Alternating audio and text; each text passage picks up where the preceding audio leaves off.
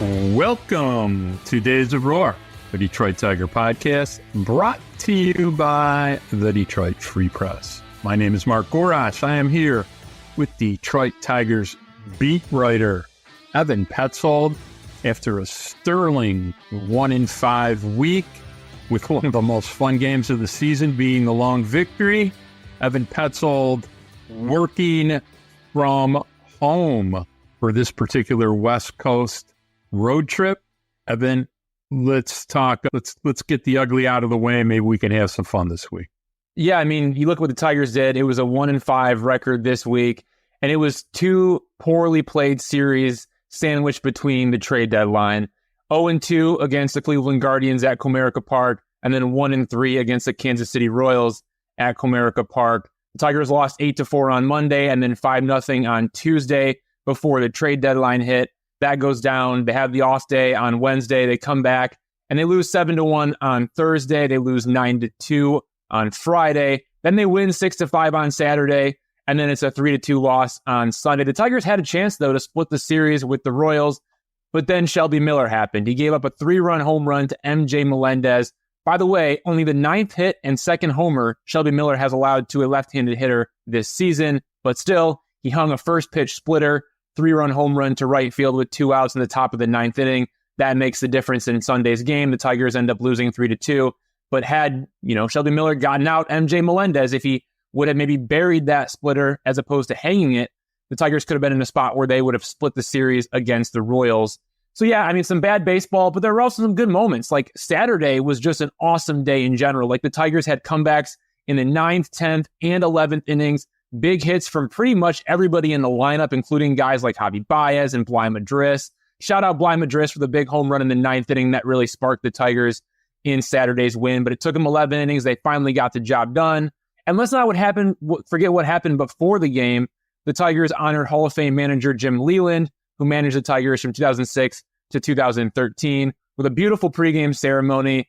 They retired his number 10. They put Leyland's number 10 next to Sparky Anderson's number 11 on the brick wall beyond right center field. Miguel Cabrera was in the house. Brandon Inge came back. He was in the house. The obvious guys like Andy Dirks, Kirk Gibson, Willie Horton, Todd Jones. Lance Parrish was there. Dan Petrie, of course, was there. Alan Trammell, you better believe it, he was there. Lou Whitaker, Vance Wilson. There were members of Jim Leyland's family there. Also, Gene Lamont, who's like his best friend. He was there. He had an awesome speech at the pregame ceremony. There were Tigers executives, there at the stage. Owner Christopher Ilitch, President of Baseball Operations Scott Harris, Ilitch executive Ryan Gustafson. And no, Dan Dickerson, who hosted the ceremony, did not announce Ilitch, Harris, or Gustafson, but he announced everybody else. Obviously, the Tigers didn't want to give the fans a free opportunity to be negative towards Ilitch. I don't know if they would have booed Scott Harris. Maybe they would have, maybe not. But Ilitch, for sure, they would have booed. So those guys were not announced, but they were there. They were present. They were on stage, and they were supporting Jim Leyland. It was a beautiful ceremony. And then before the game, Jim Leyland goes up to the Tigers dugout, and he tells them to win the game.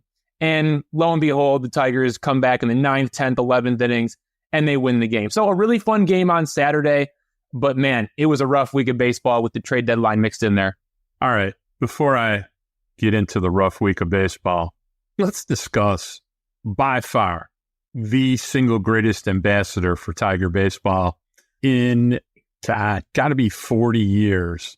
And that is Jim Smokes Leyland. What a guy, man. What a Tiger. What an ambassador. What fun he brings to anything he touches. Yeah, we could be mad at him for 2013. Okay. But did go to 2 World Series. He had a lot of great teams, but just a gem of a human being. Just brings fun, compliments, and most of all, honesty to just about any place he shows up to and anything he touches. Gotta love the man. It was just an absolute blast. I want to give a shout out to Dickerson and Benetti and their podcast, Have a Seat. They did an hour with Jim Leyland. I don't usually do this, but it's can't miss. It's a can't miss 60 minutes. It captures everything that is great about Jim Leyland as a human being. Please listen to it. I don't think anybody who listens to it will not have a smile on their face a good 25 times. And it was a great night at the ballpark Saturday night. The other 5 games, I mean, how many bullpen games can you have in a week? Is this some kind of record or? It sure feels that way, Mark. I mean, it seems like every other day there's a bullpen game, and it's been more than that. You know, they have 2 starters in Tarik Skubal and Kiter Montero, and aside from that, it's been bullpen games all the way. And there are guys in the bullpen with length, guys like Brant Herter, Brian Sammons, and Kenta Maeda, but those guys are not starting games. Like, they are not operating as starters. There are 2 starters in the rotation, and that is it. So yeah, like it was a rough week of baseball, but a really fun Saturday. One more thing about Jim Leyland too. It was a beautiful ceremony. Hat tip to the Tigers. I think they did a fantastic job putting that on. Like, again, from having him come in on a sports car to, you know, getting off, and there was like little mini firework things going off, and just the whole celebration, like the flowers, like just the way that they treated his family. And it was just beautiful. Like, the Tigers knocked it out of the park. They always do a really good job with these ceremonies. We saw it with, you know, Miguel Cabrera for, you know, 500 and 3,000. We're seeing it for Jim Leyland. Tigers do a great job. Hat tip to them. But I do want to say, like, I love what Jim Leyland said about the fans. And since I know fans listen to this podcast, I think it's only right that we quote the legendary Jim Leyland. Here's what he said at the end of his speech on Saturday. Quote, "To the fans, how can I not love you after all you've done for me? One thing that I want you to know from the heart. I never took you for granted, and I will never forget you. Thank you very much." End quote. And that's Jim Leyland. And I thought that was special. Like, that kind of hit me different. I think it hit fans different. And I felt like it was worth bringing up and quoting him on this podcast, just knowing, you know, how much that meant to me as somebody who grew up, you know, watching Tigers teams that Jim Leyland managed. Obviously, you watched as well, right? Like fans care about Jim Leyland. Fans love Jim Leyland. But guess what? Jim Leyland loves the fans too. Like I said, I suggest you listen to the podcast Leyland was on with Benetti and Dickerson. His commitment to be honest with the fans about what's really going on really hits home. It's 180 degrees from where this particular executive regime lies. And my condolences to one of the best managers in baseball, AJ Hinch, for having to manage 6 bullpen days in 2 weeks and 5 guys from Toledo, and we'll kind of get into that stuff, but I don't really want to talk about that stuff too much today. We don't even really need to go over the AL Central standings because, to be really blunt about it, who are we kidding here? So, you know, Evan and I talked about it, and I think it's time to start making some assessments about what have we seen that we really like this year? What are some good things? What are some actual things we may be able to hang our hat on? And before I say that, I want to remind everybody, we thought we could hang our hat on Spencer Torkelson coming into this season. So just because we think we can hang our hat on it doesn't necessarily mean we can. But at the same time, let's go to question 1 of the big 2. The Tigers have 49 games remaining in the 2024 season. What are the storylines that we're watching for the final 2 months? And we've had almost everybody that is even a reasonable prospect be promoted from Toledo, and some that aren't reasonable prospects be promoted from Toledo. So the auditions for the 2025 team, and who realistically is going to be a part or a pretty big part of the 2025 team. So that being said, Ev, we got 49 games left. What are you looking to see for the last 2 months of the season, and who are you looking to see? Yeah, so maybe I'll let you handle who you're looking to see. I'll let you flex your eye for talent when it comes to evaluating, you know, what's coming in 2025. But like for me, we got 49 games left, and there are a couple of things that I want to see. And it starts with Colt Keith. Can he make a late push for AL Rookie of the Year? Colt Keith had a monster performance in July en route to winning AL Rookie of the Month, the first Tiger to do so since Eric Haas in July 2021. He hit .322 with 7 home runs, 12 walks, 19 strikeouts across 25 games, posting a 1.048 OPS. He wasn't just the best AL rookie, but he was one of the best MLB hitters overall in July, ranking 12th among 175 qualified players with a 189 WRC+, which means he performed 89% above league average on offense. Now, Rookie of the Year is not about a single month. It's about a full season. I get it. This season, Colt Keith hitting .252 with 11 home runs and a 703 OPS in 102 games. His WRC+ is 98. So technically, he is still below league average for the entire season. Now, that's not going to get the job done when it comes to winning Rookie of the Year, especially since he's worth -8 defensive runs saved as a below average second baseman. Right now, he's at 1.2 F4. He needs to have a July-like performance in both August and September if he wants any chance of catching some of these names. Colton Cowser of the Baltimore Orioles, Austin Wells of the New York Yankees, Wilyer Abreu of the Boston Red Sox, and then from a pitching side, Luis Gil from the New York Yankees, Mason Miller from the Oakland Athletics, and Simeon Woods Richardson of the Minnesota Twins. I think all of those guys are ahead of Colt Keith right now, but there's no doubt that if Colt Keith can do what he did in July, if he does it in August and September, I think there's a chance he makes a late push. It'll probably be Colt Keith, Colton Cowser. That could be the debate. I think Colt Keith probably ends up getting Rookie of the Year votes for sure. I don't know if he's able to jump Cowser, but it'll be interesting to watch down the stretch. The next thing I'm fascinated about, Parker Meadows. Can he establish himself as an everyday center fielder? Now, he returned from the right hamstring strain on Saturday, and in the first game on Saturday, showcased that he can be a difference maker in all facets of the game. We saw him with the incredible catch in center field in the 10th inning. Now, the catch in the 10th inning, it resulted in a sacrifice fly, but it kept Bobby Witt Jr. off the bases. And then in the 11th inning, he had a leadoff RBI triple and then ended up scoring the game-winning run on Wenceel Perez's walk-off single to beat the Royals. And that's what Parker Meadows can do. Both sides of the ball, he can get it done.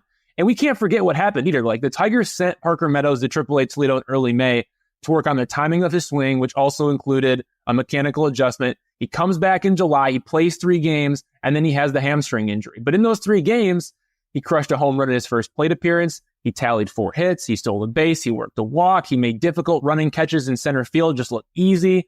He did more of the same in Saturday's return against the Royals. That leads me to believe that he has not missed a beat while being on the injured list for nearly 4 weeks. I'm all in on Parker Meadows. Let's see what he can do in the final 2 months. Because if he can be an everyday player in center field, even if he doesn't hit above 230, he's going to help the Tigers win a lot of games in 2025. The third and final thing that I'm really looking forward to, can Tarik Skubal put the finishing touches on an AL Cy Young campaign? He's got a 2.57 ERA, 26 walks, 162 strikeouts across 136 and a third innings in 22 starts. He allowed 5 runs in his last start. But look, here's where the leaderboard is based on FWAR among qualified AL pitchers. George Kirby, Tarik Skubal, Garrett Crochet, Cole Reagan, Seth Lugo, Tanner Houck, Joe Ryan, Logan Gilbert, Corbin Burns. Skubal is at 4.0 F4, just below Kirby's 4.1 F4 as the leader. Do I think Tarik Skubal is the best pitcher among that group of 9 pitchers? For sure. Do I think he still needs a strong finish, like a statement-type finish, to guarantee he wins the AL Cy Young? Yeah, I think so. He's tied for first in ERA, second in expected ERA, second in FIP, second in strikeouts per 9 innings, 5th in walks per 9 innings. Garrett Crochet looks like a really good option, but the biggest difference is Skubal has thrown more innings. Crochet needs to keep pitching if he wants to qualify. He's making these shorter starts because he's never thrown this many innings before, coming from the bullpen. So that could make things really interesting for BBWAA writers with an AL Cy Young vote. Right now, Tarik Skubal, I still think he's the front runner. But like I said, I still think he needs a statement finish. So those are some of the things that I'm looking forward to. Mark, I know you're looking in the margins because that's what you do. You look in the margins, you evaluate talent. What are you seeing from this group right now, which has a lot of AAA level players? Who could break through? Like, could Bly Madris be a guy at first base? It sounds crazy, but again, what he's been able to do has been impressive. Like, is he somebody who could stick? Could Sammons stick around, right? Like, there are so many different names who are playing, these small factors right now, but could they be something for 2025? What are you seeing in that sense? All right. Before we get to the margins, let's get to the core. So, first of all, I like it. Colt Keith, since May 1st, 287, 342, 473.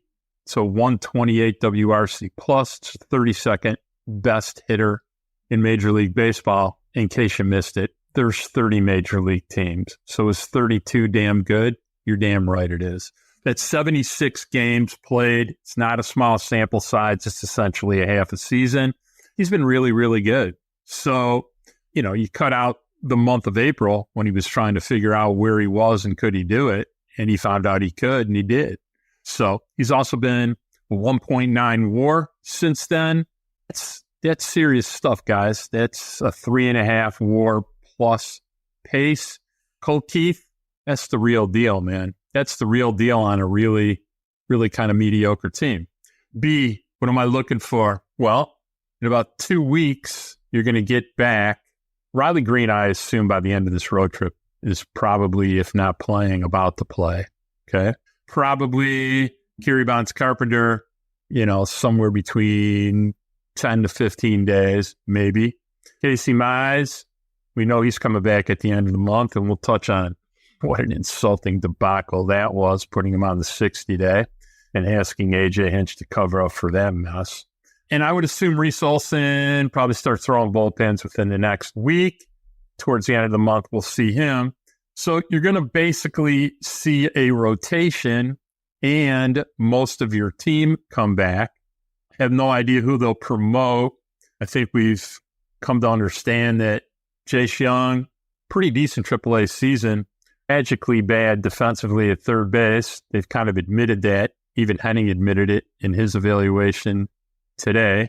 So I'm not sure how much we'll see of Jace Young this year playing third base. It's an area of need at the top of the list this year. But you're going to basically have your real lineup come back, and it causes you to pause to really, when you try to envision 2025, to ask you a few questions, which is, so now we need Parker Meadows to show he can play on a daily basis. He doesn't need to be great. He just needs to be consistently decent and not terrible like he was in April.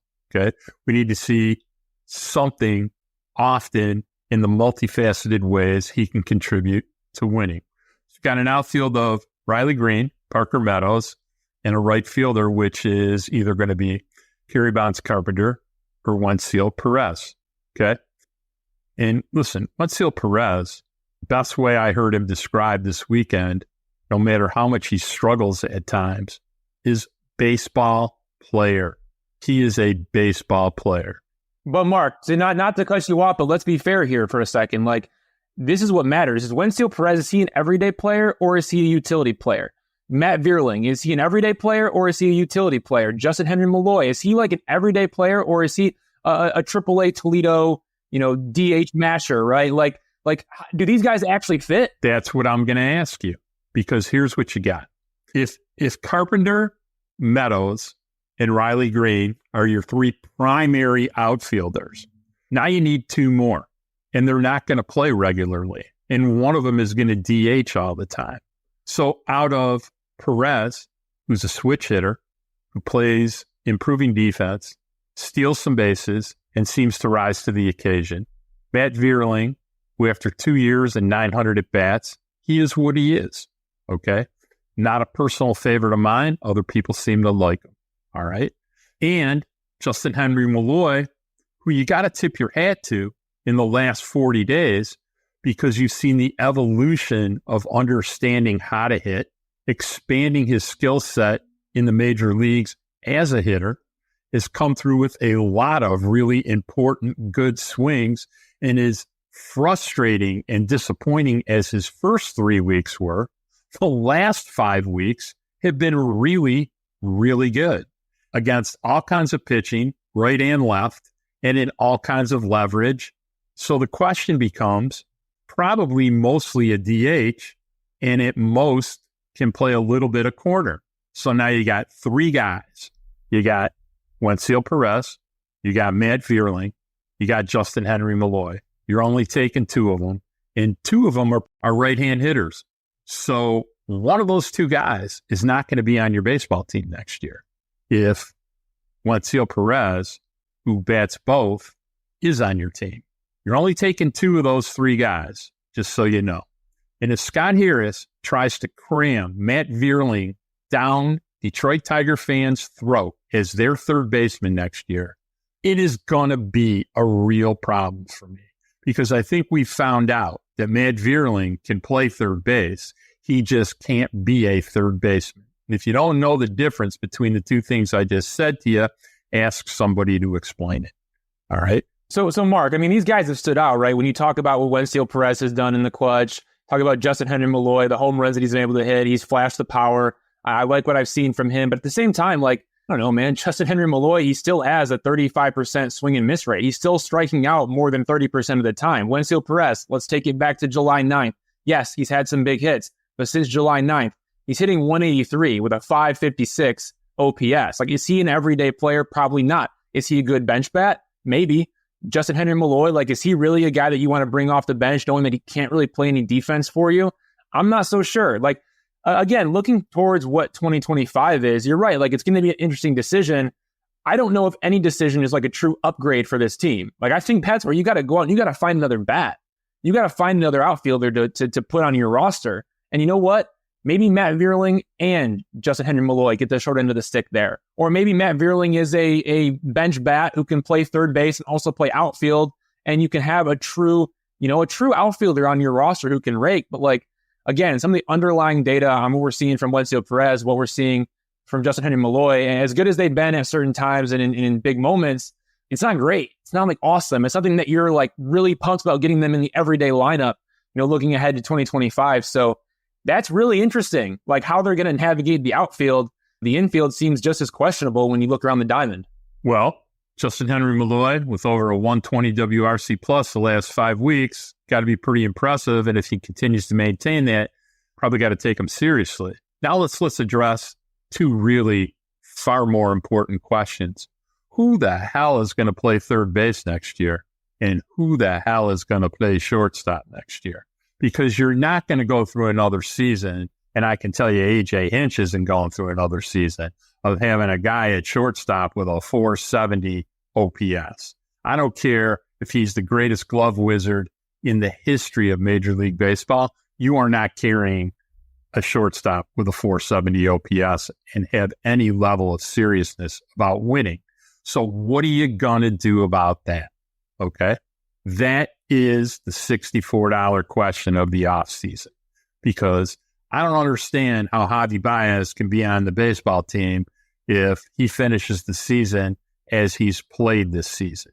It'll be basically a slow spiral over 3 years with 2 years of almost unplayable level offense. And how do you look your fans, your manager, and the other 25 guys on the roster in the eye and tell them they are going to have a shortstop that's had 2 years like this? I can't think of any other. Well, Scott Harris has already done it. Mark, Scott Harris has already done it. He's come out and he said that they haven't had any talks, any conversations about eating the contract and moving on from Javi Baez. Now, that doesn't mean that Javi Baez is going to be the starting shortstop day in and day out next year. He might ride the bench a ton. He might only play against, left-handed pitchers. I could see that being the case.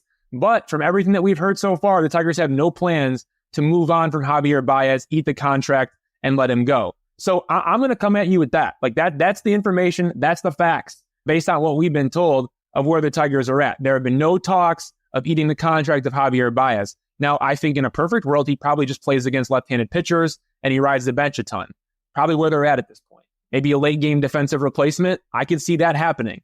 But in terms of actually moving on from him, I don't think that's going to happen before opening day 2025. You can disagree, but just based on all the information that I have in front of me right now at this moment, I just don't think it's going to happen.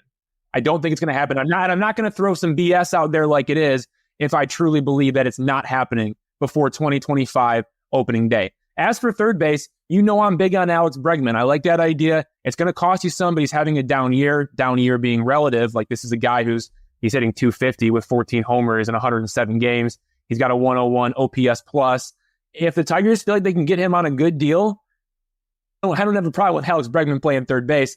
Jace Young, everything that I've heard is that he's a terrible defender at third base. I think he fits better at second base, which then would push Colt Keith to first base.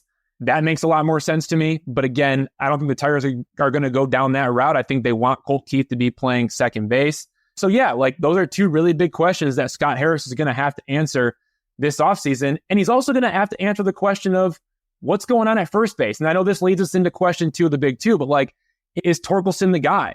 It's a big question. Well, look, like I said, that's why they pay Scott the big money. And so far, when it comes to addressing these questions, making the hard choices, making the aggressive moves, just not in his DNA yet. But we're going to find out this winter, aren't we? Because it's going to be going into year 10 of being terrible, 9 years of not winning more than 77 baseball games. And question starts being asked when you have a $60 million payroll, including the $25 million shortstop that can't OPS over 470. What are you trying to do?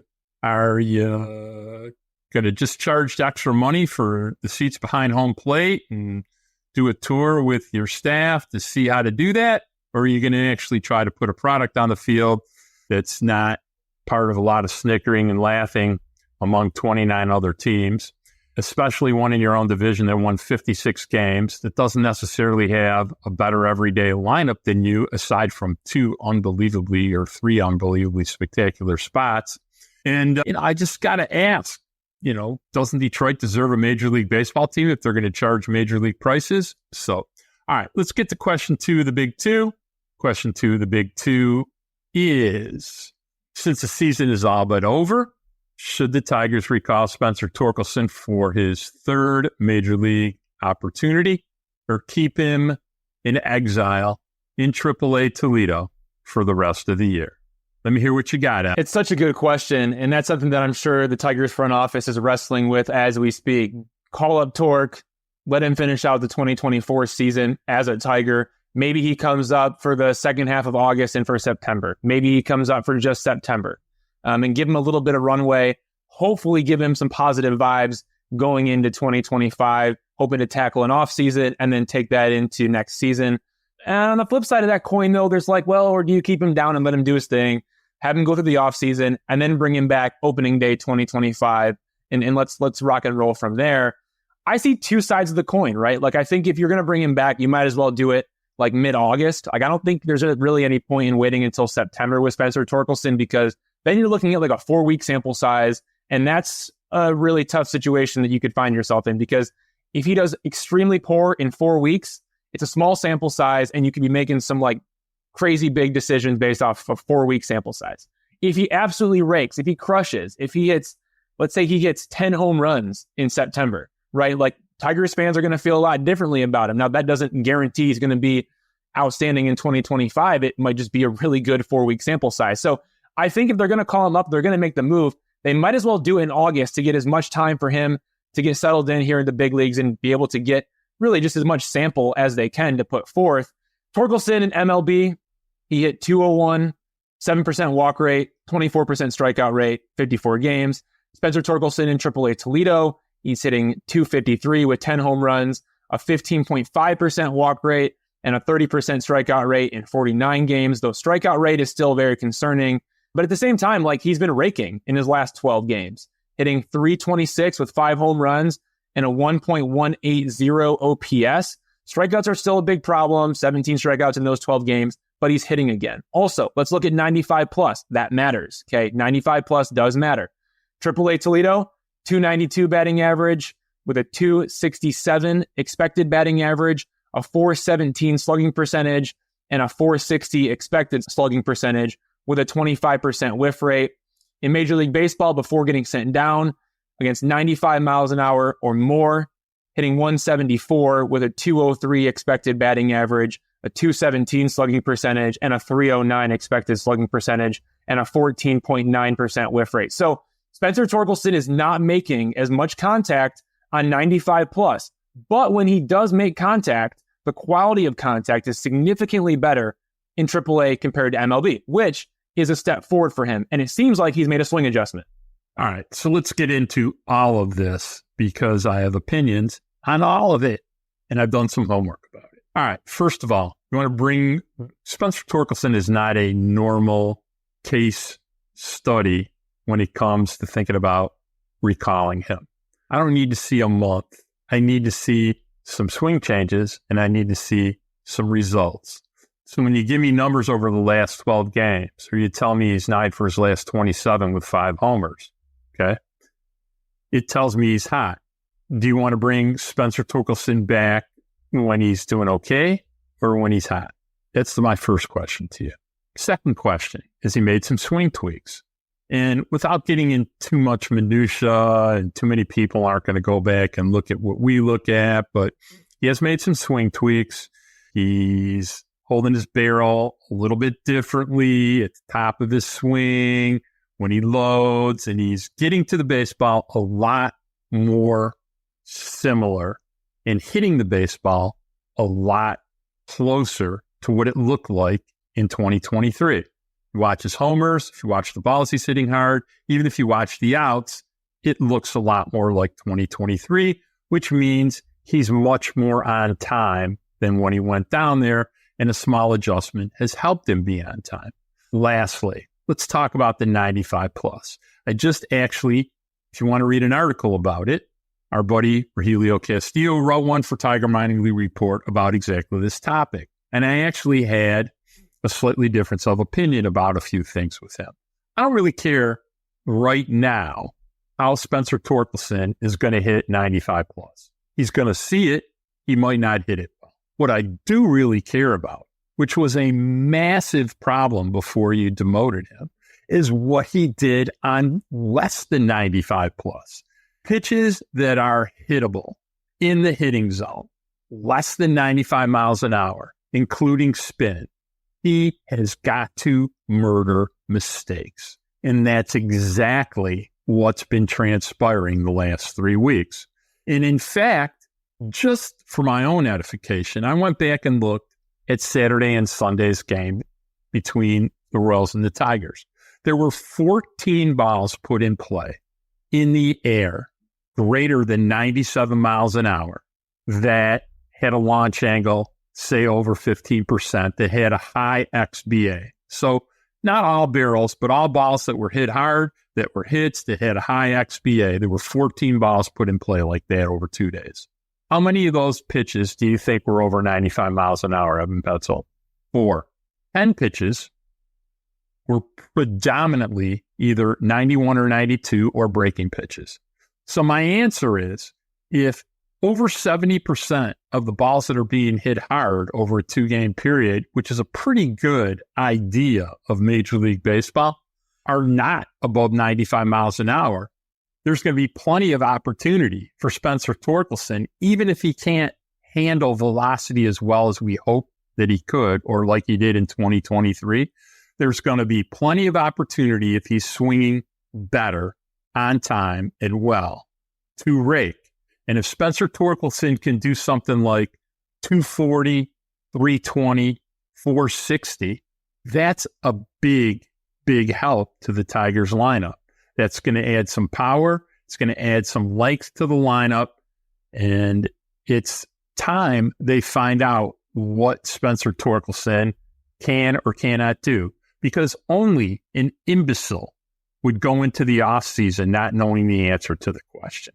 You would have to be an actual baseball executive moron not to know going into this offseason what Spencer Torkelson looked like for more than 30 or 40 at-bats. You need 150 at-bats. You need 180 at-bats. You need to see something that gives you some reason to either believe or not believe. Because if you do this again and you don't know the answer with some level of conviction going into the offseason, what are you doing?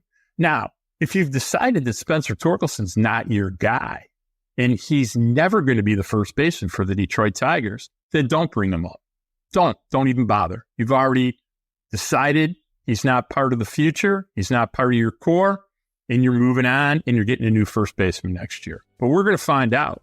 And it's time we find out. That's my 2 cents about this. All right, let's take a break. And when we get back, we're going to talk to Jaylen Thompson, the Royals beat writer from the Kansas City Star. We'll be back in 60.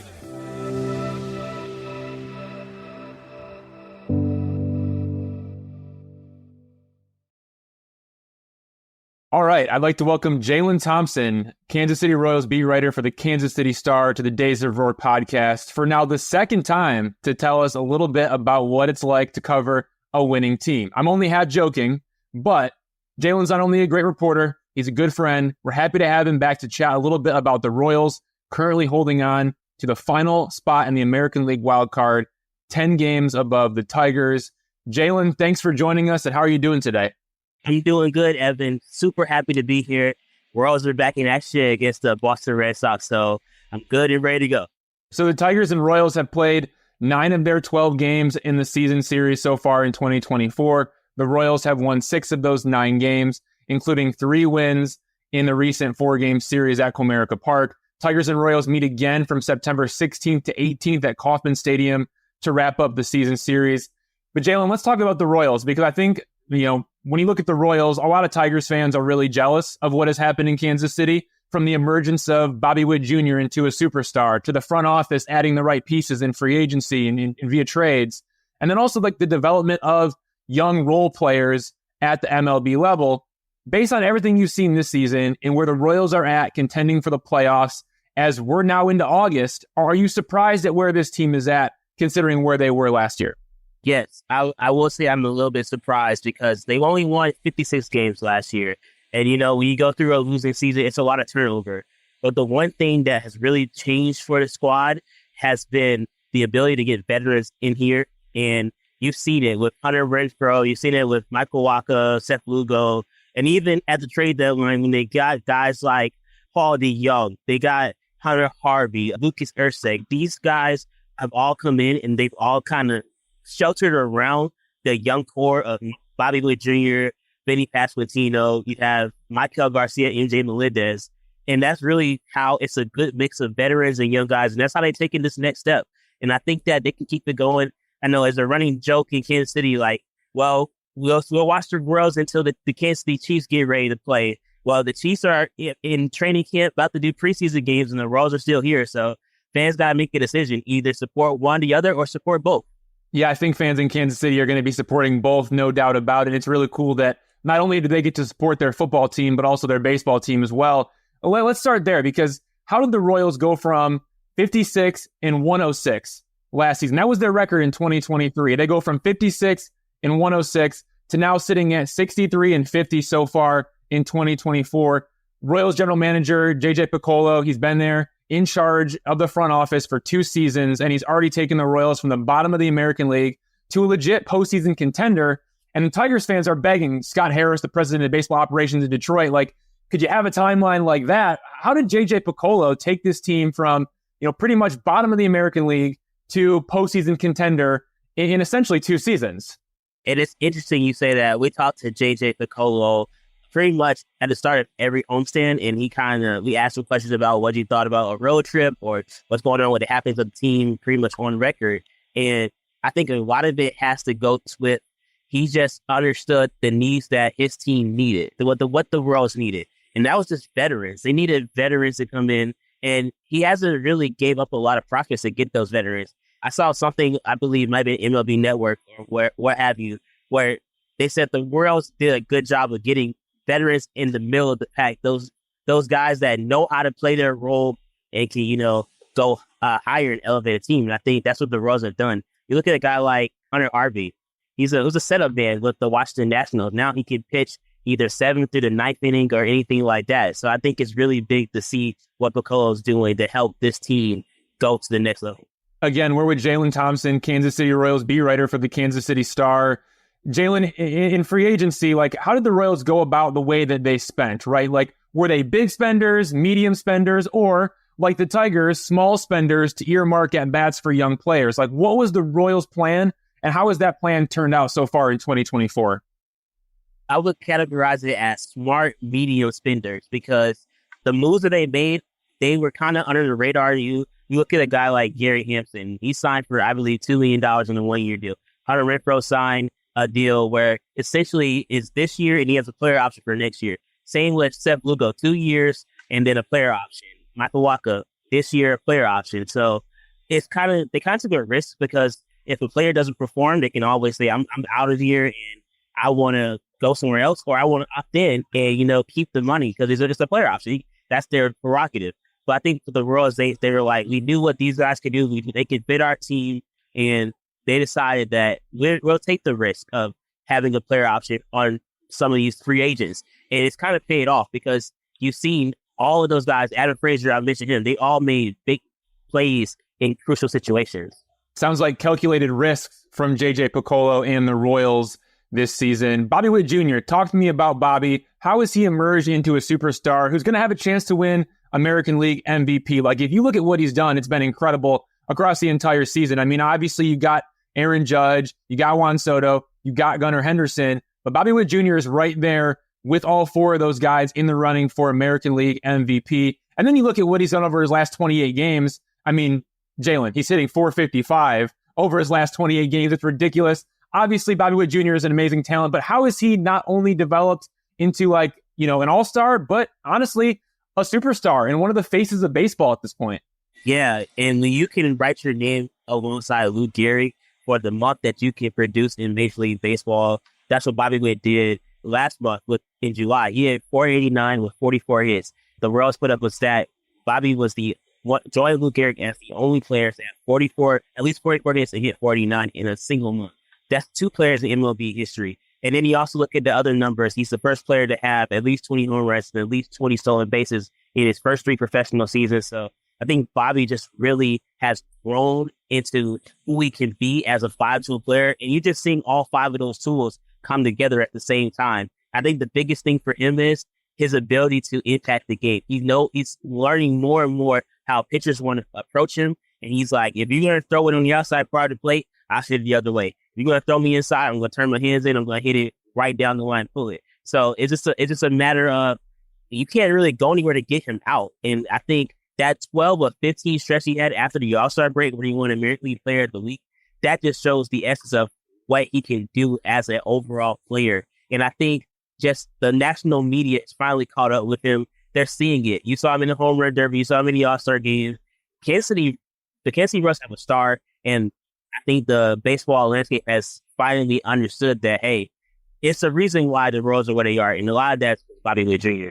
No doubt about it. Now, the Tigers haven't made the postseason since 2014. The year after that, the Kansas City Royals went and won the World Series in 2015, as we know, and obviously, the Tigers have been rebuilding ever since, trying to figure it out, trying to become buyers at the trade deadline. It hasn't happened yet, but the Royals not only winning a World Series, but then now, turning things around, becoming buyers at this year's trade deadline in 2024. Can you walk me through who are the players that the Royals went out and acquired and how they're going to be able to help, Kansas City down the stretch to try to make the postseason and ultimately win the World Series?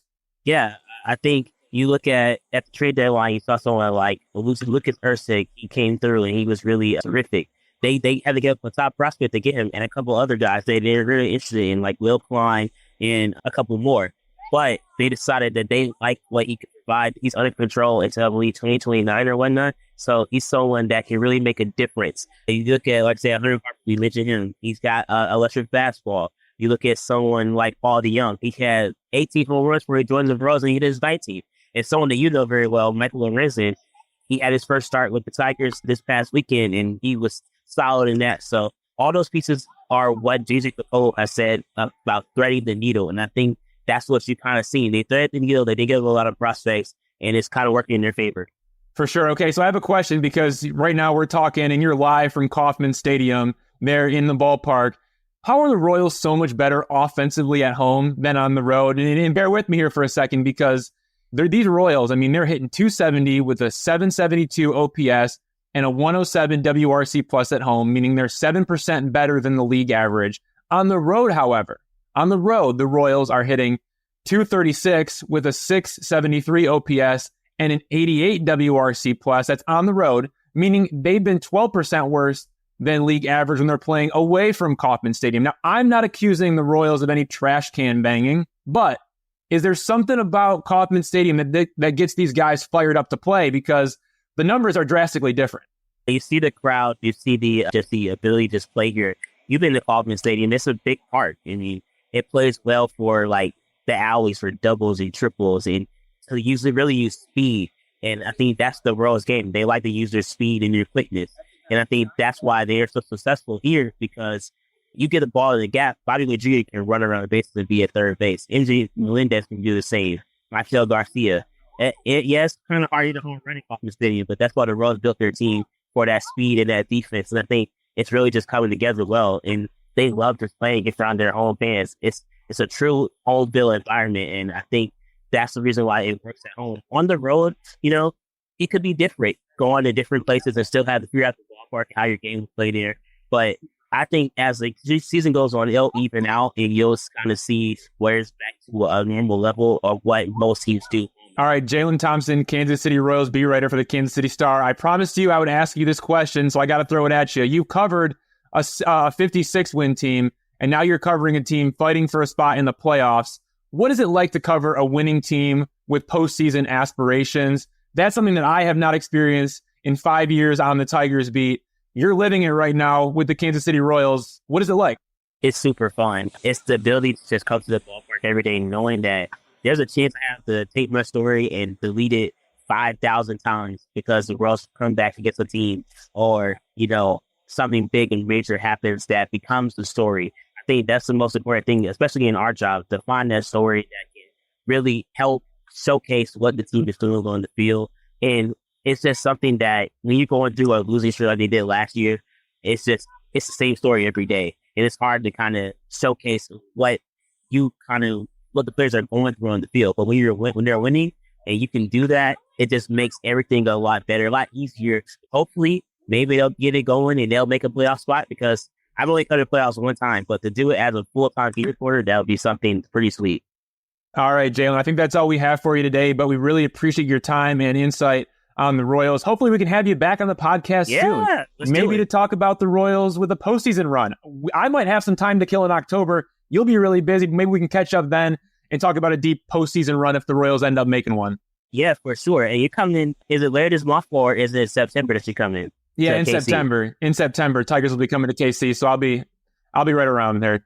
Yeah, we got to do it during September too. All right, sounds good, man. We really appreciate it. We'll have you back on soon. Thanks for joining. Thanks, Evan. Everyone, that was Jaylen Thompson, the Kansas City Royals beat writer for the Kansas City Star. There's more to discuss about this past week in Tigerland, but first, let's take a break.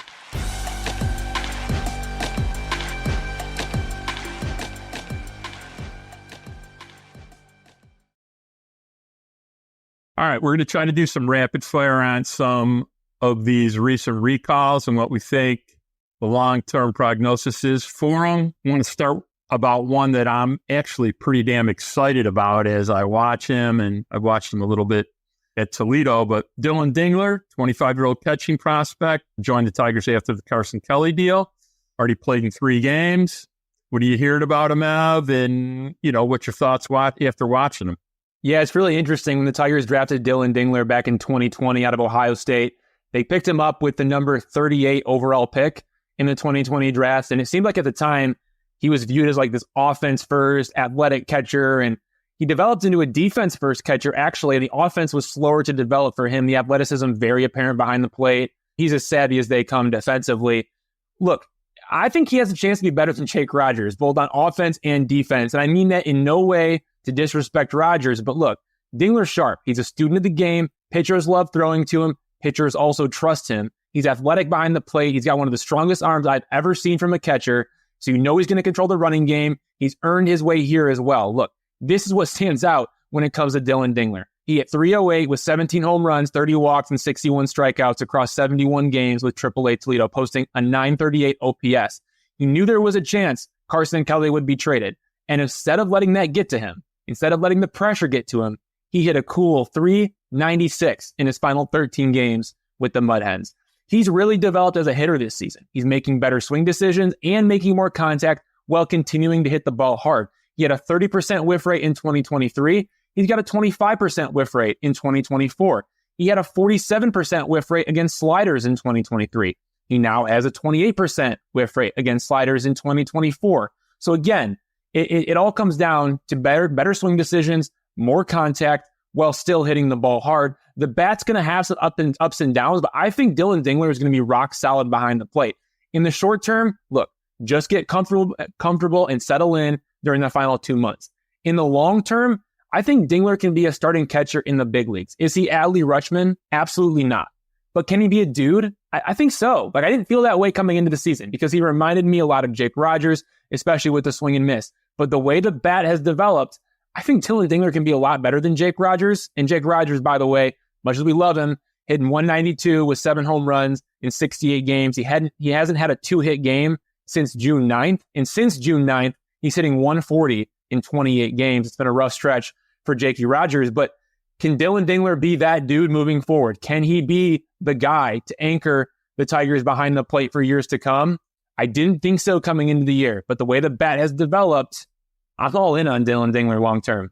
This is why I love my partner. because everything he just said for the last 3 minutes, I say, hell yes. I saw exactly the same thing you did. He is also a shockingly good athlete, which we kind of knew, but until you really see it, game to game, holy smokes, runs well, tons of power, really good baseball aptitude. There's a lot there. I mean, I'm excited at what the ceiling is for it. Just hope he keeps learning and keeps progressing. That's a solid core addition to me. Period. End of story. All right, let's move on to the next question. We saw Brant Herter, 25-year-old left-handed pitching prospect, threw 3 scoreless. He actually threw really, really well, and his stuff was, they really optimized his stuff. That I don't know if he could throw much better for 9 outs than he threw in his debut. Tell me what you're thinking about him, and we can get into him a little bit. Hasn't been the greatest year for Brant Herter besides appearing on Sunday. Yeah, not the greatest year for Brant Herter, but this was someone that AJ Hinch really, really liked in spring training. He was really high on Brant Herter. So Brant Herter makes his debut in Sunday's game against the Royals. He pitched the middle innings, throwing 3 scoreless innings with 3 strikeouts. His first strikeout was Salvador Perez, by the way, which is pretty sweet. But anyway, been a starter throughout his college and minor league careers. He struggled in Triple-A Toledo, posting a 5.80 ERA with 23 walks and 70 strikeouts across 71 and 1/3 innings in 19 games, which includes 18 starts. Tigers called him up coming off of the best start of his season, throwing 7 scoreless innings on 1 hit and 0 walks with 6 strikeouts. He's been stretched out to 104 pitches, but typically when he's in that starter's role in Toledo, he's throwing around 70 pitches. He throws 4 different pitches: a sinker that averages 92 miles an hour, a sweeper that averages 83 miles an hour, a changeup that averages 86 miles an hour, a 4-seam fastball that averages 92 miles an hour. Now, he primarily throws just 2 of those pitches, the sinker and the sweeper. For me, that gives him long-term reliever risk if he can't develop a quality third pitch. He also has the changeup and the 4-seamer. Now, he implemented the 4-seamer to help him against right-handed hitters. He also needs to improve his changeup to take down righties. If he does those things, I think he could be a legitimate starting pitcher. The splits are really rough, okay? Like, righties are hitting 307 with an 885 OPS. Lefties are hitting 261 with a 620 OPS. So he needs to improve against right-handed hitters. There's no doubt about it. Short-term expectation for me, just provide some stability. Like, the Tigers need as much stability as they can in their pitching staff. They need as many zeros on the scoreboard as possible, regardless of their role. They're down to 2 starters right now. They need as much length and as many zeros as they can get. Long-term expectation, I want to see him find a way to improve against right-handed hitters, which would cement himself as a back-of-the-rotation starter. Having a crafty lefty as a 5th starter, that's pretty fun to think about when it comes to 2025, 2026, and beyond. I think Brant Herter can be that dude with some optimization, but he's got to put in some work to get there, especially with that changeup and the 4-seamer to try to get out right-handed hitters. All right, I'll be quick. Really threw a great 3 innings.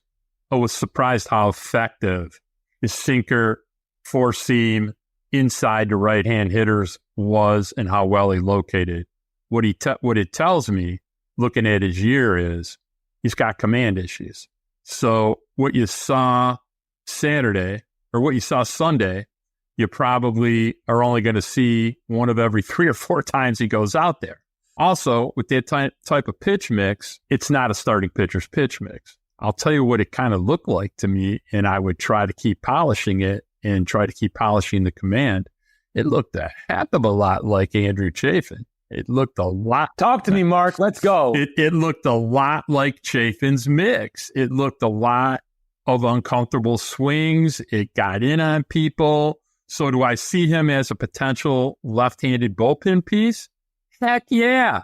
And I'd be trying to leverage that as the year goes on. I mean, I'm really happy for Brian Sammons that he had a really long outing and he did really well at 29 years old, but this stuff doesn't look anything like Brant Herter's stuff looks like as far as long-term, viability. So, I would expect Sammons to be coming back to Toledo here shortly. But yeah, Herter has some possibilities out of the bullpen, kind of like what I saw. Okay.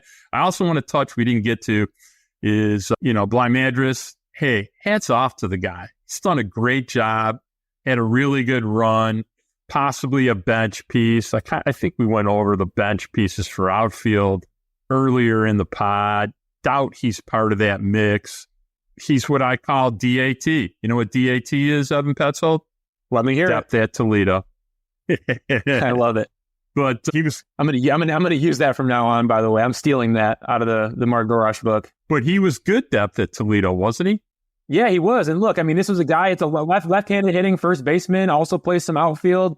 Got some sneaky pop in the bat, and like he's made the most of his opportunities here. Yeah. So Heck yeah. we'll see what happens. But hat tip Bly Madris. All right, it's back to rapid fire. Tigers still only have 2 starting pitchers, meaning they have 11 relievers.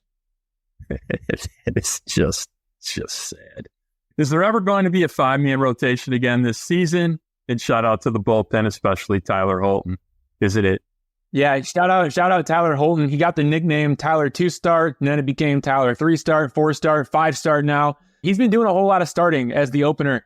He's been really good at it too, by the way. Like Tyler Holton has been outstanding working as the opener, so you got to tip your cap to good performance, especially in situations that maybe you're not used to. Now, again, Tyler Holton used to be a starter back at Florida State, and even some, earlier in his career with the Arizona Diamondbacks, but he's been a relief for the Tigers, and he's been doing a great job as an opener. Alex Fido, he's also been working as an opener. But yeah, the Tigers only have 2 starters, Tarik Skubal, Kidder Montero. Everyone else is considered a reliever. Tigers have some starting pitchers injured, but still, they opted to do these bullpen games with openers, with Holton and Fido as the guys opening the games, instead of letting Brant Herter, Brian Sammons, and Kenta Maeda start games. Tigers want to protect Herter, Sammons, Maeda. I get it. What happened Sunday is a perfect example. The Tigers, they started Fido, then they went to Brennan Hanafy, then they went to Brant Herter in the 5th, 6th, and 7th innings before turning things over to Will Vest for the 8th and Shelby Miller for the 9th. The way Herter was used, he only had to face Bobby Witt Jr., a dangerous right-handed hitter, one time. And again, what type of players does Brant Herter struggle against? Right-handed hitters. So again, to have him not face the hottest right-handed hitter in baseball twice, probably a smart move. The Tigers were able to do it that way because of the way they went with Alex Fido first, then Brennan Hanafy second, and that helped them bridge the gap getting to the finish line with Will Vest and Shelby Miller at the back end. So yeah, using openers as a way to cover up these weaknesses and combat opposing lineups. The Royals probably expected Brant Herter to pitch second in Sunday's game, but instead they saved Herter until the 5th inning by using Hanafy. It's an interesting strategy. Are the Tigers winning any more games because of it? No, they're not. But again, are they maybe protecting some of these players they're trying to develop them? Like Brant Herter working in 3-inning stints for the rest of the season. Does that help him as he's trying to develop a 4-seamer or a change-up to right-handers? I think so, and it makes some sense in that way. But again, we're going to get Reese Olson back at some point. He plans to return in 2024, coming back from a shoulder strain. He believes that. He's still completing rehab. He hasn't thrown bullpens yet. Seems like an early September return at the earliest. Hasn't pitched for the Tigers since July 20th. He's still pretty far away, but he's making progress, and he's confident that he's going to return. So you'll get Reese Olson back at some point. You'll get Casey Mize back. That's coming at the end of August, which I think that was completely BS, by the way. The fact that they moved Casey Mize to the 60-day injured list. They could have DFA'd Easton Lucas or Lucas Easton, whatever his name is, to open up a spot on the 40-man roster. But instead they moved Casey Mize to the 60, and it kind of did him dirty in that way, right? Casey Mize hasn't pitched since June 30th. He has a left hamstring strain. Now, the next step for him is going to be a rehab assignment, but he can't return until August 30th because the Tigers put him on the 60-day injured list. Evan Woodbury from MLive, he mapped out a potential rehab schedule with the first rehab start on August 8th, the second rehab start on August 13th, the third rehab start on August 18th, the fourth rehab start on August 24th, and then the return start with the Tigers on August 30th. Does Casey Mize really need 4 rehab starts coming back from a hamstring strain? Absolutely not. And I get it that they're trying to manipulate the innings workload, which makes sense because he's coming back from the Tommy John and the back, and he hasn't thrown this many innings, and you want to keep him healthy because you don't want him to have a bigger injury. I get it. But Casey Mize is a grown man. He wants to be helping his team. And right now his team needs starting pitchers to eat innings. And so the fact that the Tigers are going to have to wait 4 rehab starts in Toledo to get Casey Mize back, that's complete BS. And they're going to get Kerry Carpenter back. Next step for him is a rehab assignment. Coming back from a lumbar spine stress fracture. Riley Green's going to be coming back from a right hamstring strain. He still needs to do some more running, but he's getting ready to go out on a rehab assignment soon. Casey Mize, though, he's going to be spending a lot of time in Toledo that he doesn't need to be spending. So yes, at some point the Tigers will get Mize back. They'll get Olson back. They'll be able to have more of a true, maybe a 4-man rotation. Maybe they give Kenta Maeda a bone and let him start down the stretch in September. Maybe that's the case, and you have a full 5-man rotation again.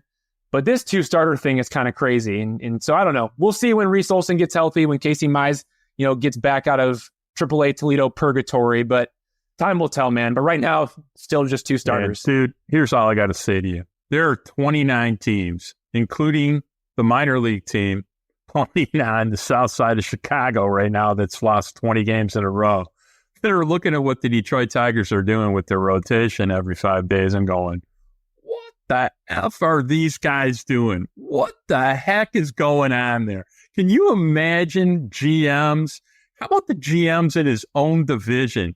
They're just like, what? What is he doing? What the heck is going on there? So, look, here's the deal. You got to have some credibility as an organization in baseball. I would say that from where they started 2 years ago to where they are right now, not great. I would say his own locker room with what he did to Casey Mize, over $25,000, and then this, they got to be going, yeah, not loving this guy. Don't really trust him too much these days. And by the way, Casey Mize inside the clubhouse, highly, highly, highly respected by his teammates. Also, an MLB Players Association rep for the team as well. Like, he is somebody that guys in that clubhouse look up to. Yeah. Well, they had plenty of guys they could have cut. They could have cut Kreidler, Edis Leonard, who, spent 3 weeks at Lakeland in West Michigan rehabbing because... Or they could have just DFA'd Easton Lucas or Lucas Easton. There you go. Either one. That's 2 guys they could have DFA'd, Easton Lucas or Lucas Easton. Either one of them. Okay? But my point is... Whatever his name is. It's just a barrel of I don't know when it comes to him. And I'm just not gonna allow myself. We try to talk about some good things on this pod. I'm not going to go into my Scott Harris rant. It even tires me out. We got plenty of time after the 1st of October to do all the Scott Harris rants we want. All right, it's time to get out of here, bro. It's been a long 10 days. We got some baseball starting in Seattle. I want to remind everybody to rate, share, subscribe wherever you listen to pods, Apple, Spotify, Amazon, wherever you can find it. And always, we are embedded in every Evan Petzold article at thefreep.com. Remember to sign up. They always got, as I tell you every week, people, subscription deals. They're almost giving it away now. We'd like to thank our Free Press editor, Nicole Avery Nichols, for not firing me for being so mean all the time. And our producer, the man who saves us every damn week, Magic Robin Chan. Love to my grandson. Happy anniversary to my kids. And shout out, as always, to the super beautiful Savannah Petzold. Till next week, peace.